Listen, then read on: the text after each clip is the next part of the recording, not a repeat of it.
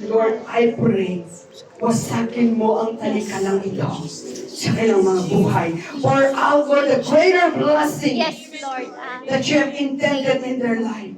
Dahil ang sabi mo, Panginoon, sa lahat na nagtitiwala sa iyo, ang lahat ng pagpapalang pangako mo Amen. ay mararanasan ng bawat isa sa kanila.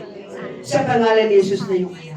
Lord, salamat po kung sino man ang merong sakit at karamdaman sa kanyang pamilya. I want you to raise up your hands toward heaven at maniwala ang bawat isa that the healing touch of God will be upon your family. Even sa inyo, kung sino man ang meron pong sakit at karamdaman sa parte na ng kanilang katawan, just put that hand in that part of your body and believe in your heart that there will be healing that flows through your body in the name of Jesus. Jesus is the great healer. Pagagalingin ka niya, anumang sakit karamdaman ang meron ka, dahil pinagtagumpayan niya lahat ito sa krus ng Kalbaryo. Hallelujah! Kung sino man ang merong gustong ma-restore ang kanyang relationship sa kanyang pamilya, this is the time for you to fight! Hallelujah! Walang pamilya na nag-aaway.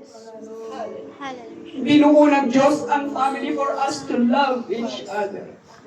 Kung sino man ang meron pong hindi okay ang kanyang relationship sa kanyang magulang, kapatid. They are our parents.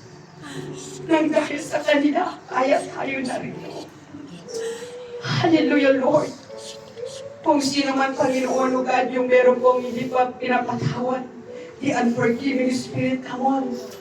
Isipin mo, kapatid, sino pa yung hindi mo pinatawad? This is a time for you to release forgiveness to that person para makakilos ng lubusan ng ating Panginoon. Hallelujah. Forgive that person. Yes. In the name of Jesus. Salamat, Panginoon. Thank you, Lord.